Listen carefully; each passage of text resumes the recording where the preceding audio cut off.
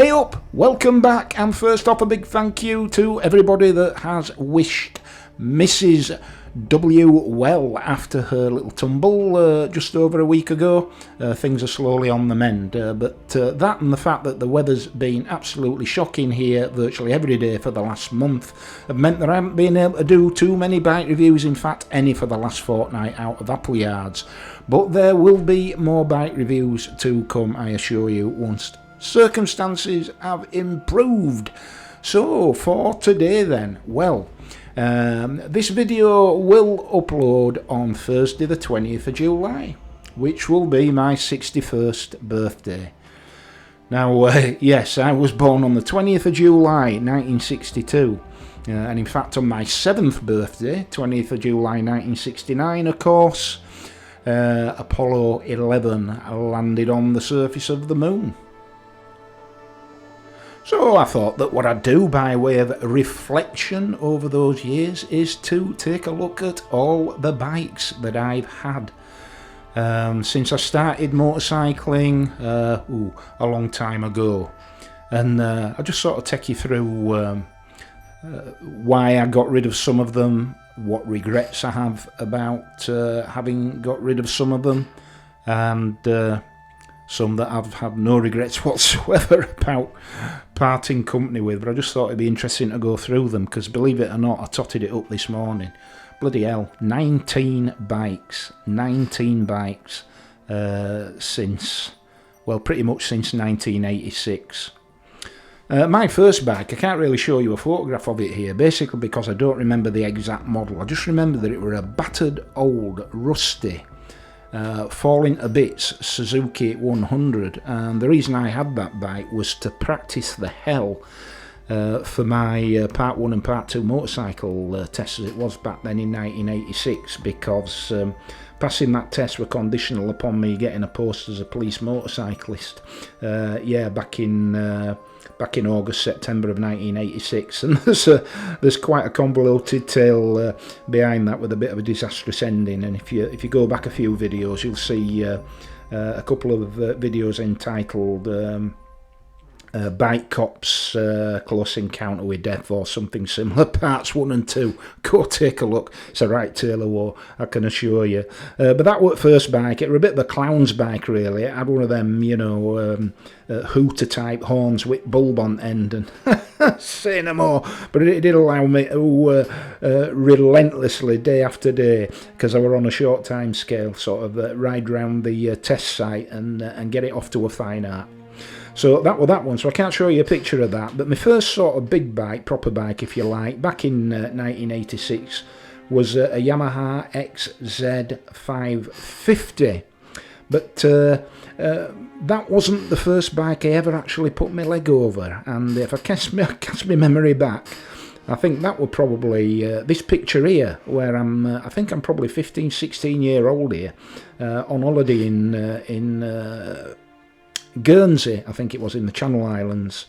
So that'd be back in sort of late 70s, with my mum and dad and my Uncle Cyril. And yeah, so we came across this bike, and both my Uncle Cyril and my dad threw the legs over it because they were big motorcycle enthusiasts. And then I got a turn. Not our bike, of course, properly taking liberties there, but whoever's bike it was wasn't kicking about, obviously. But I think that was the first big, really impressive bike that I've come across. It's obviously a Honda. I'm not so sure what model. Whether it's an early Goldwing or Silverwing, what do you think? Let me know in the comments below. Yeah, so that was first, probably the first big bike I'd actually sat on. Yeah, but my first big bike after I'd passed my test was this here Yamaha XZ550.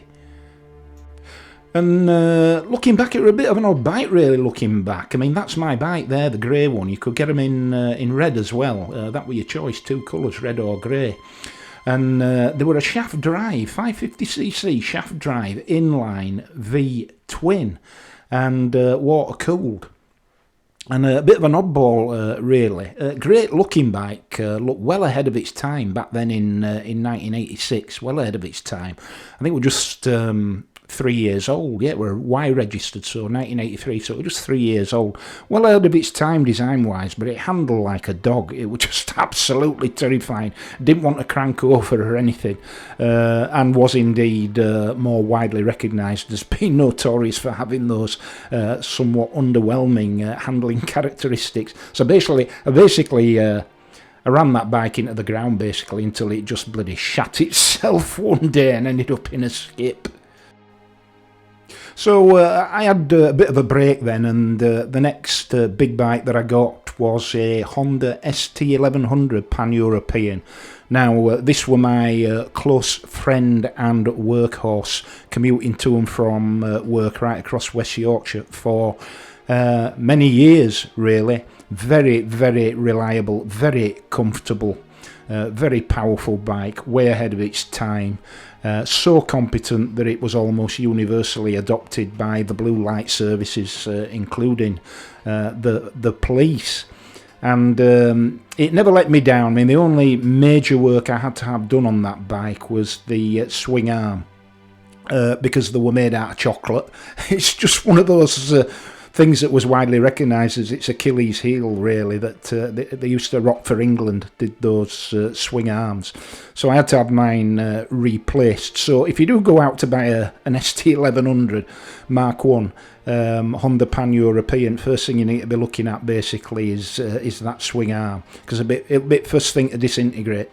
But other than that, yeah, fabulous, reliable bike. Took me everywhere.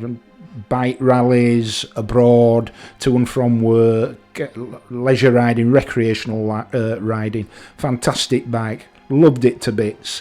But I don't regret parting company with it when I did. It was the right thing to do at that point in my life, that's for sure.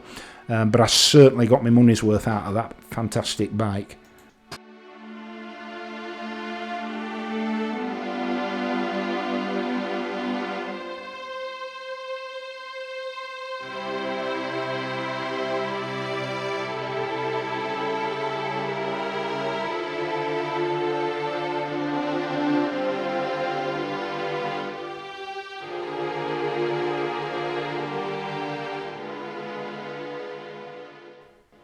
So yeah, next into my stable was a brand spanking new, my first ever brand new bike, BMW K1600 GTLE in damask red. Fantastic bike, really impressed by it, a supremely good touring bike, bags and bags of power, lots and lots of tech. Mine had the radio pack and the navigation and everything on it, wanted for nothing. And I ran that bike, I think, for probably about 4 years.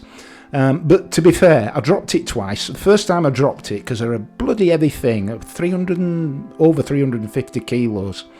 And first time I dropped it, it cost me £2,500 in repairs. Dropped it from stationery, I might add. So then I fitted Wonderleaf crash bars, and I dropped it for a second time a few months later, and not a scratch anywhere on the bike, not a mark. So there's a bit of a lesson there, isn't there? But I have to say, ridiculously heavy, top heavy as well, and expensive to insure, and at the end of the day, a bit of a soulless bike.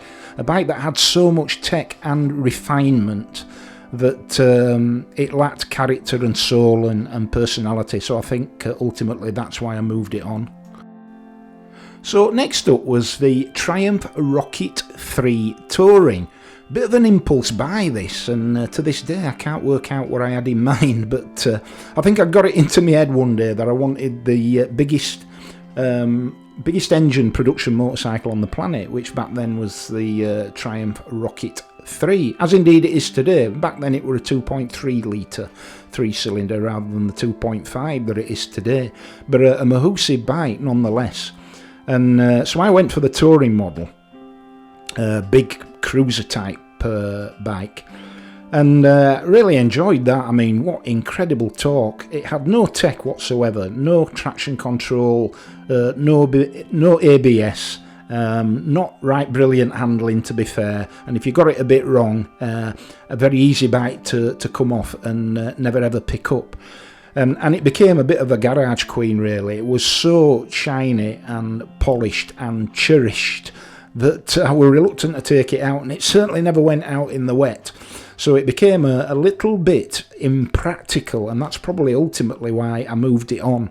But whilst I actually had that bike, I brought 2 other bikes into the stable, so that at one point back then I had 3 bikes. Yeah, so within space of about 6 months, I got my hands on 2 more bikes. A Yamaha XJR 1300 muscle bike, big naked muscle bike, probably one of the very early incarnations of what we would today describe as a retro-inspired bike. Great bike, bags of power, but a bit of a buzzy, uninspiring 4-cylinder engine to my way of thinking, but it were in mint condition. It was an 08 plate bike, that XJR 1300, mint condition, and it had 6,500 miles on the clock. So you know, barely running, and I had some great times on that bike, but it was a slightly impractical bike.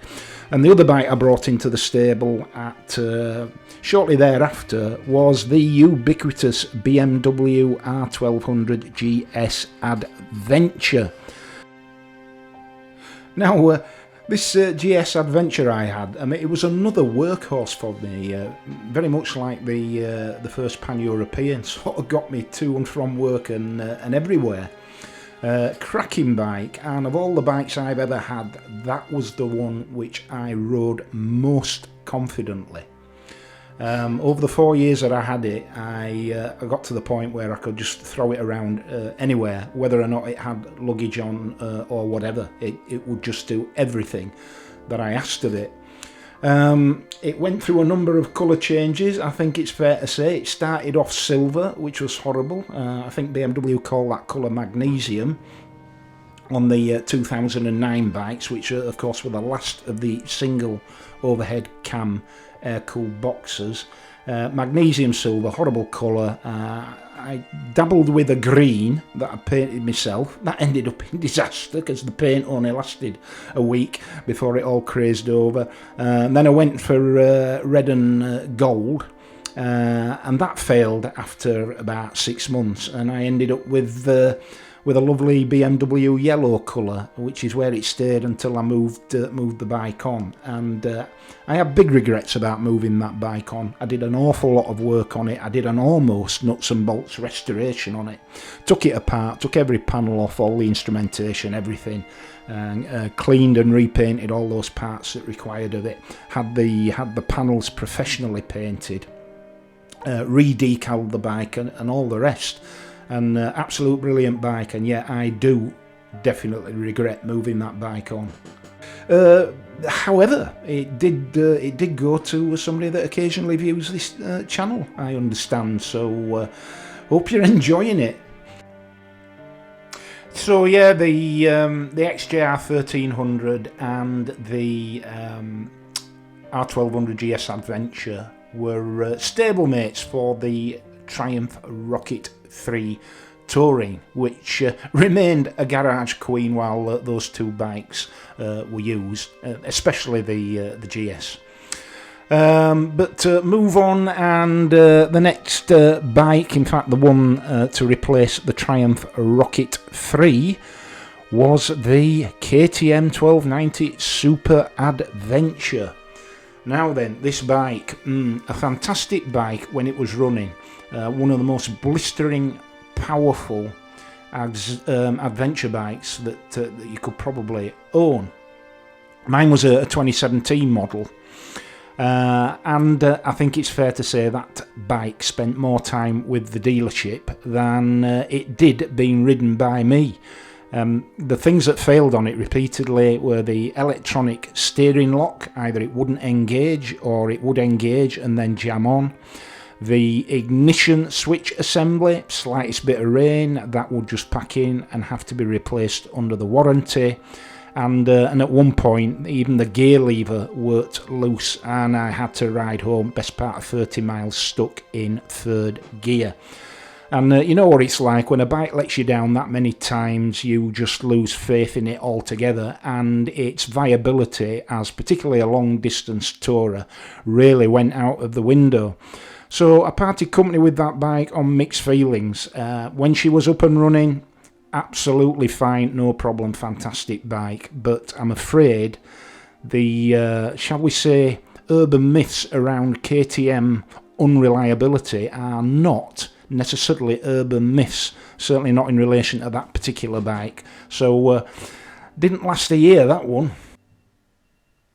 Now the next bike I got, and in fact I part exchanged the KTM against it, was a brand spanking new Kawasaki Z1000 SX 2019 plate in a beautiful blue colour, and I really regret moving this bike on. I don't know what came over me. It were a bad decision in retrospect. I actually moved it on to get a 2019 plate Honda Crosstour, which served me well for quite some time. I don't have any regrets about that really, but actually parting company with the Kawasaki Z1000 SX, don't know what I was thinking of. I think I got it slightly in my mind that it were a bit physically too small for me as a bike, but as a sports tourer, what a consummate performer, and what a cracking looking bike. I think this is the best looking bike I've ever had. But life's too short for regrets, but I do wish I hadn't actually swapped this over for the Crosstour. But there you go, it never let me down. It were a brilliant bike, and I absolutely loved it. Yeah, so then came the Honda Crosstour VFR 1200X in full Highlander spec. Great bike, uber reliable, over-engineered, solid as a rock, very powerful, consummate tourer. I did a couple of videos where I advocated that it was probably the best and most unsung adventure bike ever, and I will probably stand by that. I think at the end of the day, after 12 months, it just got a bit top heavy for me, and I think to cut a long story short, basically I'd got my retro head on by then, and I was looking for something a little bit more stylish, and so I waved goodbye to the Crosstour, and in its place arrived the BMW R9T. Yeah, BMW R9T, and I bought this brand new, and I got it at an absolute bargain price. In fact, about 2 years after I bought the bike, the second-hand value of my bike was in excess of what I paid for it. But anyway, that's another story. Mine was the classic one. It wasn't the stripped-back version, the pure, or the Urban GS, or that other racer-style one. It was the classic with the black, gold and silver finish overall, and I spent quite a bit of money on that bike, a lot of it on putting luggage on.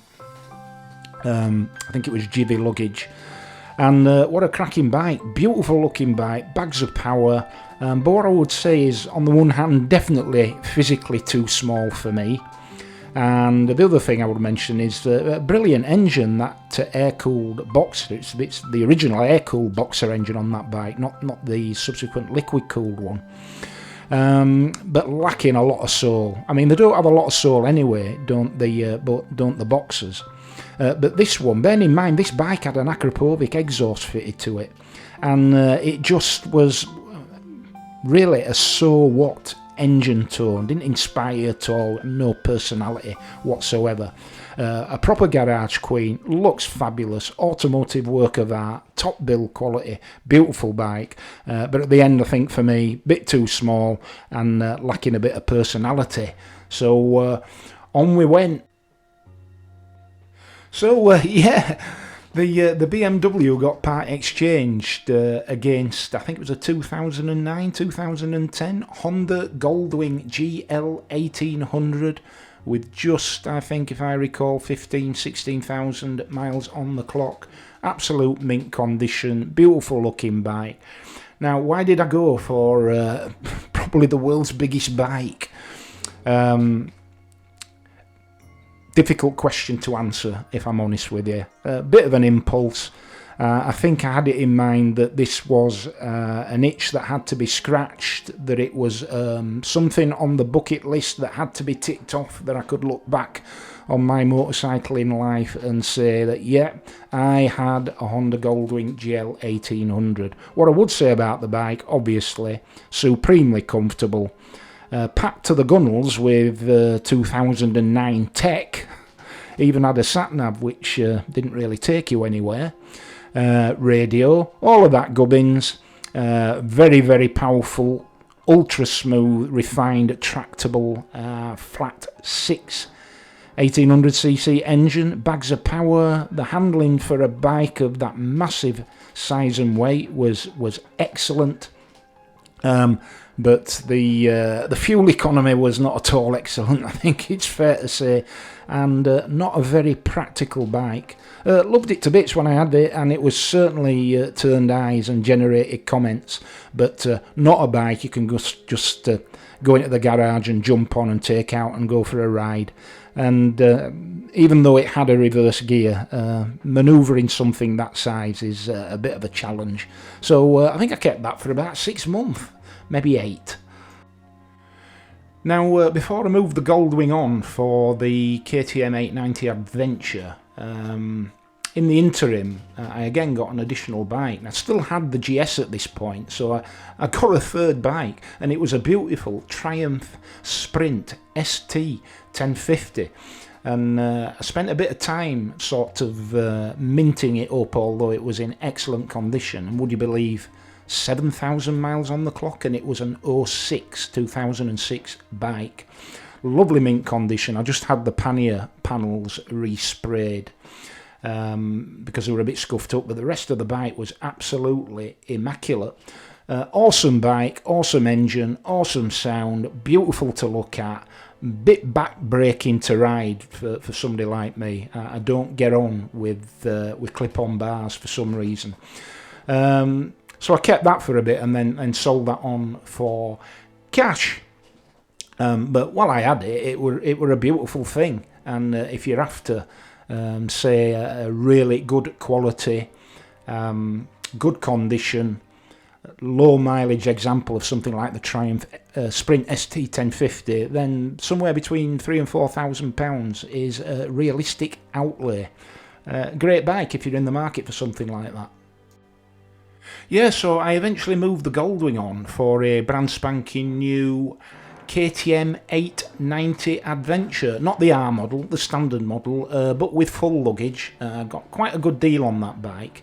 And it were a great bike. I put crash bars on it and one other 2 bits and bats and embellishments, and really enjoyed that bike. I mean, the only issue it ever gave me, it didn't give me any problems like the earlier Super Adventure. The only issue it gave me, it wasn't an issue really, thinking about it, but the rear tyre managed to chew through the ABS lead, just because the ABS lead had come unclipped, and the rear tyre had chafed its way through it, so it threw up a fault on the TFT.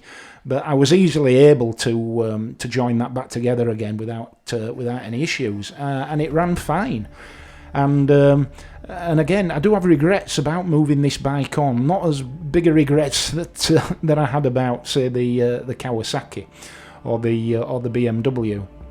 But I think on reflection, it is perhaps a bike that I should have kept hold of rather than part exchanging it together with the GS Adventure for the next bike, which was the BMW R1250 RT.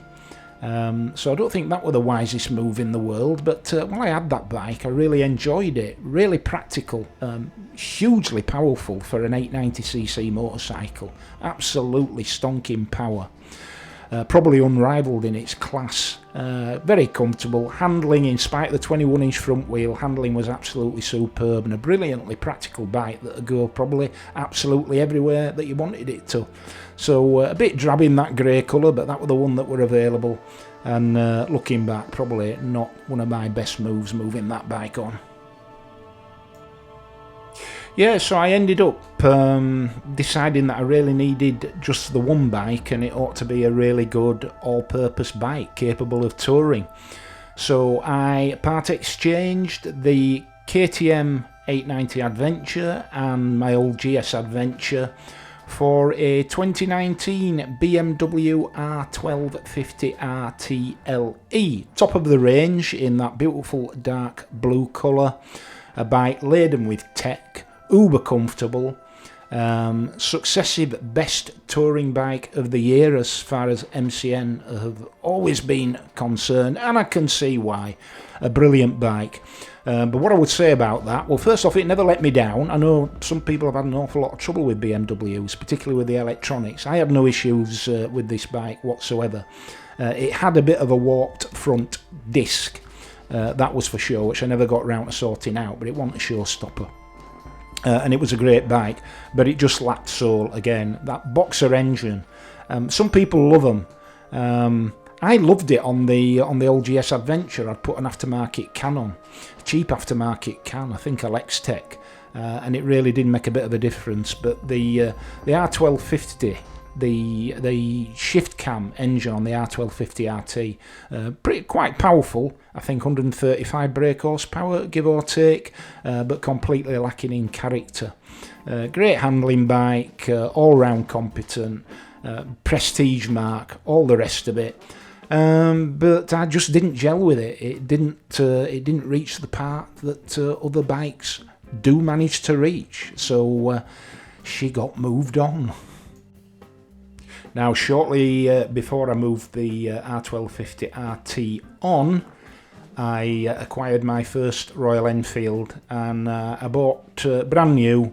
I had a bit of cash stashed away, unusually, and so I bought brand new the Royal Enfield Interceptor in Mark II Chrome colourway. And I still have that bike now, obviously 22 plate bike, and you'll be aware if you've seen my other videos, I've done a lot of work on this bike. You know what I think of it. I think it's a fantastic bike. I think it's the best retro bike, pound for pound, dollar for dollar, anywhere to be had.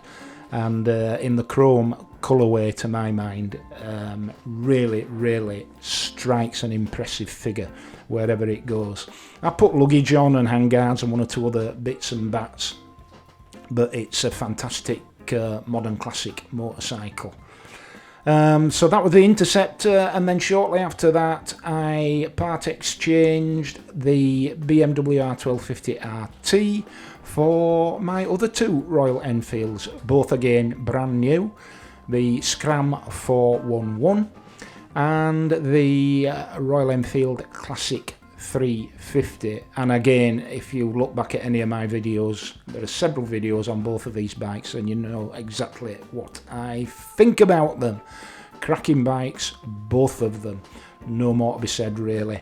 I've still got the Classic 350. I did move on the Scram 411 eventually, and only because I felt that I needed in the stable a competent heavyweight tourer that would do distance in comfort. Which brings me on to the final bike, which is my Honda ST1300 Pan-European.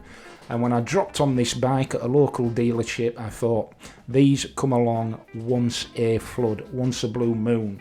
It is a 2003 bike, and even later models of these bikes often have really high mileage on them. Not unusual to see 80, 90, 100,000 miles on this bike, and they will do it with ease. The engine is famous for swallowing up Starship miles without giving any issues whatsoever. But this, would you believe, 11,000 miles on the clock. 20-year-old bike, effectively, absolutely immaculate. The first thing to go on these bikes, the first place that you should look is the front fork stanchions, because they love to pit and corrode. Not a mark on this bike at all. So as soon as I clapped eyes on it, I thought, gotta have this bike, and so the Scram 411 went in part exchange for the Honda ST1300 Pan-European, and there will be more videos on the Pan coming up, because I firmly believe this is probably the best heavyweight touring motorcycle ever to grace our shores. So that'll be coming up. So yeah, hope that was of some interest to you. So the 3 bikes now in my stable: Royal Enfield Interceptor 650, Royal Enfield Classic 350 and Honda ST1300 Pan-European. And that's where we are. So I hope you enjoyed that little wander through my motorcycling history.